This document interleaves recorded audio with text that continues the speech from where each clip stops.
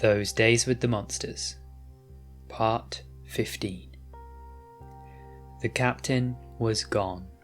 So was Happy. Sleepy had taken over general operations, along with Dopey and the hologram Bashful. Kirill found himself with little to do but follow Doc around and ask questions. And ask questions he did. Does Alex's fake hand hurt? I didn't ask, Doc commented, not looking up from a mass spectrometry sheet. If you want to know that, you can ask her yourself. How did you stop the bleeding long enough to attach it?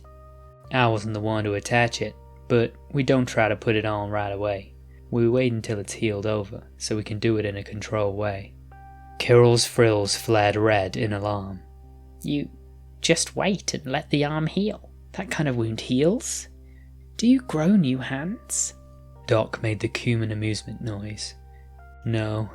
If we could, Hook wouldn't have a fake hand, would she? No. But our skin grows over it, and the bone figures out what it's doing and any splinters heal up, and the vasculature is sorted out. What? Kirill's frills pulsed teal and fuchsia. What now? Sorry, blood vessels. I guess that wasn't in the lexicon. Doc raised one eyebrow, not taking his eyes from the report in front of him. So you can make the V sound, but not the H sound? Your K sound is like an exhale, but caught somehow. I can't figure it out. The V sound is easier. Kirill's frills pulsed purple with embarrassment. Sorry. I told you not to do that, Squishy. You don't apologize for little things. Kirill's purple flush deepened. He wanted to tell Doc that everything was big. Everything had always been big. Nothing was small for a rollaway. An inconvenience to a member of the pack was a slight against all of them. Usually packs would face off and defend their members, but no.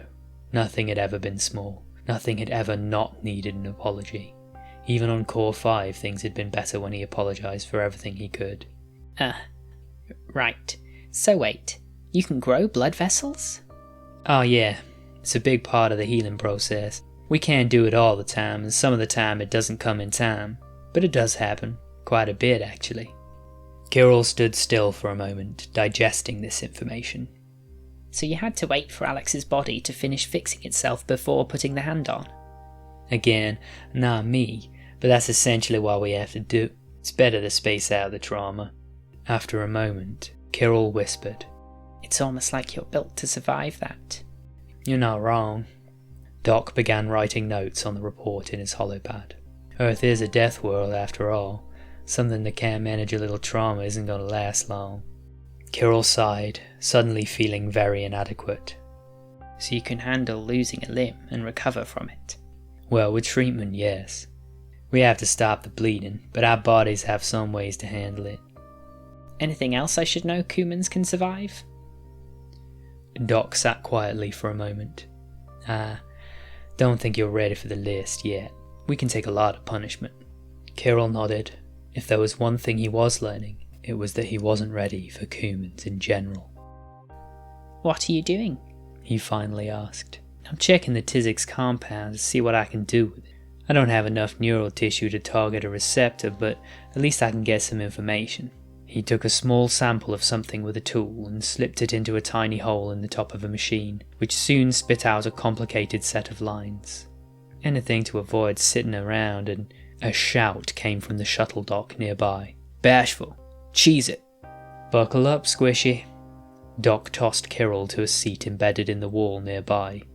There were a few of them, and he'd seen them scattered around the ship, but he'd never known what they were for. Now he fumbled with the straps, hearing Bashful's drawl through the speakers. Doc hastily secured his samples with incredibly quick movements. Jump in 10, 9, 8, 7, 6, 5. Kirill managed to strap himself in. 4, 3. Doc now strapped him beside him, adjusted Kirill's straps around him. 2, 1. The world reeled as Kirill felt himself being violently thrown around. In a second or two, everything stabilized. Jump successful. Take us to human space. We need our little cocktail party before we do anything else. That was the captain's voice. Can do, Cap. Do I get shore leave with my babe? How does a ship get shore leave? Yes or no, Cap?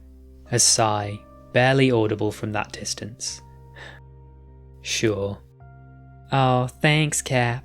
You heard that, hun? Sure leave. Doc groaned. Kirill's frills pulsed fuchsia. Is something wrong, Doc?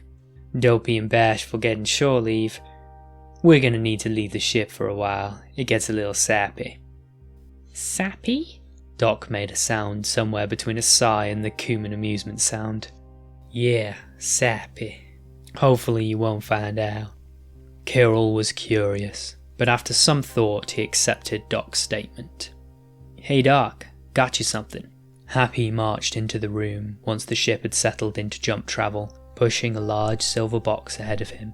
The box was almost large enough for Happy to get into. Cap and I did an errand run. Errand run? Doc unbuckled his seat and moved forward to the box. He peeked over at the top and stepped back with a few whispered words that sounded suspiciously like the captain's words Kirill wasn't allowed to ask about. Happy nodded with his teeth bared. Yep, errand run. Figured you'd be needing it. Wasn't exactly a milk run, was it? Doc whispered, his hands on the silver box. Kirill, frills fuchsia with curiosity, unbuckled himself and crept forward. Oh, alright Doc, you put that to good use. I'll take Squishy up the hook. Probably been looking for him. Sounds good. Kirill go with Happy. But? No buts. Go on. Kirill followed Happy obediently, but he stole a glance into the box. In an instant his frills rose to full height and flared a deep red. He heard Doc mutter something under his breath, seeing it. Inside the box were 10 neatly frozen Tizik's heads.